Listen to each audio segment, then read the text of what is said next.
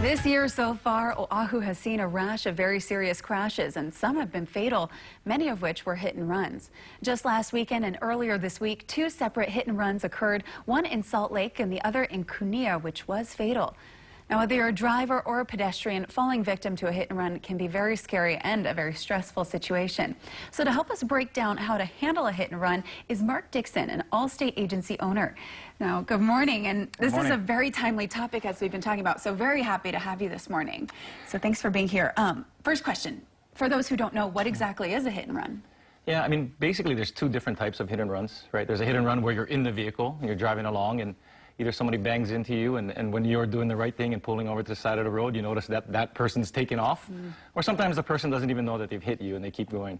The second type of hit and run is, of course, when you return to your parked car and you see that there's damage, whether somebody's kind of clipped you or they've hit you pretty hard and then they take off and don't leave a note. So the second one is a little more common, but the first one, of course, can be more serious. So, yeah, I mean, there's a couple, tips that we can give on what to do if you're involved in the first type. We're actually in the vehicle. Okay, so what are those tips? Well, the first thing is, of course, you can replace a car, you can repair a car. Human life is a little bit more important. Definitely. So check yourself, Yes. Look at your passengers, take a look around, make sure everybody's okay. If they're not, call 911 immediately. But if everybody's okay, try and pick up the vehicle that's leaving the scene and try to get as much information you can about the vehicle as you can. So color, what direction it's heading. If you can make out the license plate, great. Make and model and approximate year would be fantastic as well.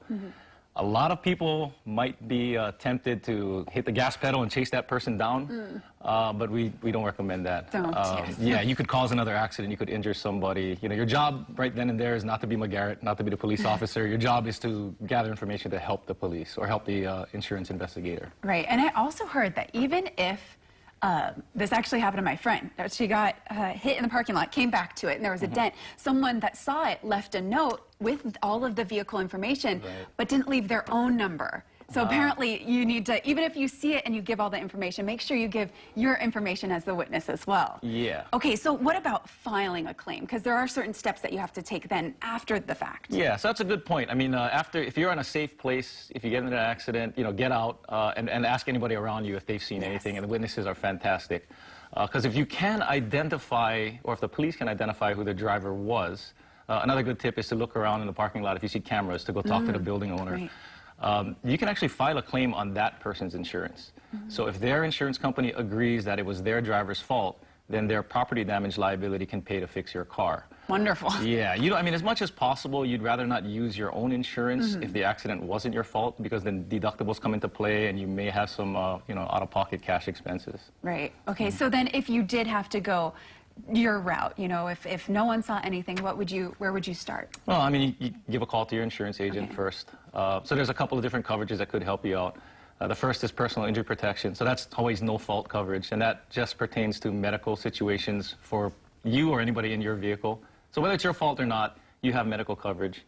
Now, that's a mandatory coverage. The other coverages that could help you out are elective. So you may or may not have these coverages. The first is uninsured motorist coverage. So if you're hit by a driver who doesn't have insurance or we can't identify the driver, you may be able to file a claim for bodily injury there if you have that coverage.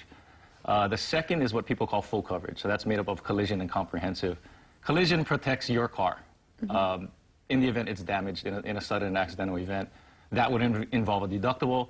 And again, if you've got a newer car or if you're making payments on it, chances are you do have collision. But if you're driving around an older car or you're not making payments, you may not have that coverage. Okay, good to know. And again, these are all important things to have. So if you don't know, maybe if you have all these coverages, you might want to contact your insurance agency and make sure you're completely covered if a situation like this does happen.